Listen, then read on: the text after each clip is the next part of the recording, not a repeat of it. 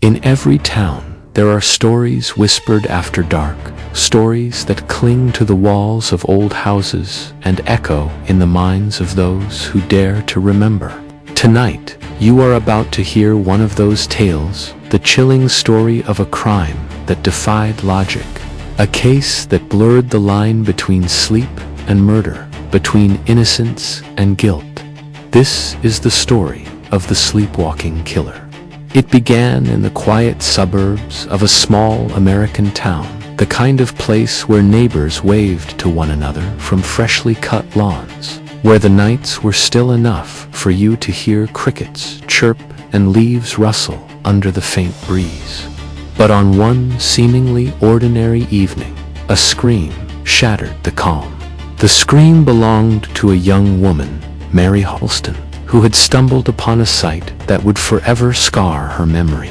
Her husband standing over the lifeless body of her sister, his hands dripping with blood, his eyes wide and unblinking, as if he were trapped between dream and reality. The police arrived quickly, sirens cutting through the night air. Neighbors peeked from behind curtains, unable to comprehend how the quiet man they had known for years could commit such a gruesome act. His name was Thomas Halston. He was not known for violence, nor for cruelty. He was, by all accounts, a loving husband, a dedicated worker, and a man with no criminal past. But that night, Thomas had a look on his face that terrified even the officers. He looked confused, as though he had no understanding of what he had done. When detectives began their questioning, Thomas muttered words that only deepened the mystery. "I was dreaming. I thought I was fighting someone. I didn't know it was real." The confession was chilling, not for its denial, but for its strange honesty. He insisted he had been asleep, that he had no memory of picking up the knife, no recollection of the fatal struggle, no awareness of taking a life. To him, the night was nothing but fragments of a nightmare, shadowy figures. The sensation of being attacked, the desperate need to defend himself. The case quickly captured national attention. Was Thomas truly a man lost in a sleepwalking episode? Or was this a carefully constructed lie to cover cold-blooded murder? Courtrooms filled with reporters, families of both the victim and the accused sat torn apart, and experts in sleep disorders were summoned to testify about the unthinkable possibility that someone could kill without ever waking. During the trial, doctors explained the phenomenon of homicidal sleepwalking, a condition so rare that only a handful of cases had ever been documented. They described how the brain, trapped between wakefulness and sleep, could cause a person to act out violent dreams without conscious control. But skeptics were quick to point out the danger of such a defense.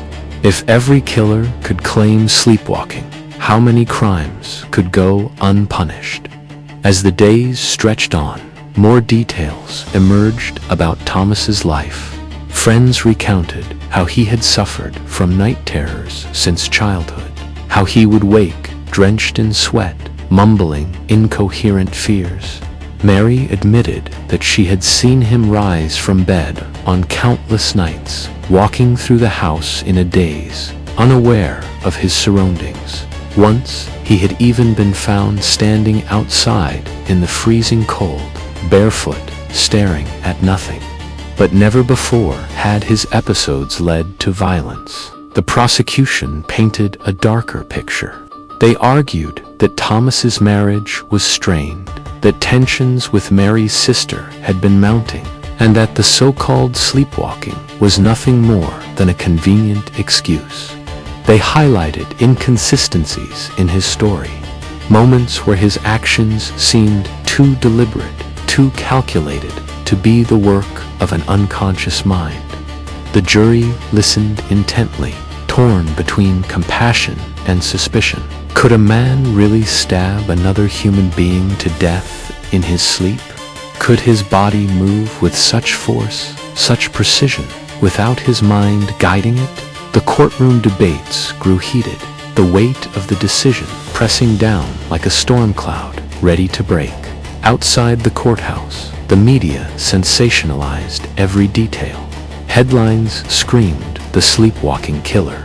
Across newspapers, talk shows debated the morality of punishing a man who claimed he never woke up. Some people saw Thomas as a victim of his own biology, a tragic figure caught in a nightmare. Others saw him as a manipulator, a cold murderer hiding behind a medical defense. In the end, the case left more questions than answers. The jury deliberated for days, wrestling with the thin line between truth and deception. When the verdict was finally read, silence hung in the air, heavy and unrelenting. Whatever the outcome, one thing was certain. No one in that town would ever sleep as soundly again. The story of Thomas Halston became more than just a courtroom drama. It became a chilling reminder of the mysteries of the human mind. How well do we truly know ourselves? How safe are we in the comfort of our own sleep? And what darkness may rise when the line between dream and reality fades?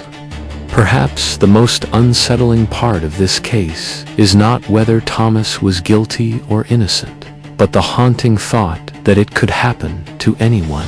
Sleep is supposed to be our refuge, our escape from the chaos of the day. Yet, for Thomas, and perhaps for others like him, sleep became the most dangerous place of all. And so, the tale lingers, whispered in hushed voices whenever night falls. Beware of what walks in the dark, for not every dreamer is harmless. Some carry shadows that awaken with them. Moral: evil is not always born from hate, or intent it can emerge from the hidden corners of the mind, where even the dreamer cannot escape what lies within. And when the human brain betrays itself, justice becomes a question with no simple answer.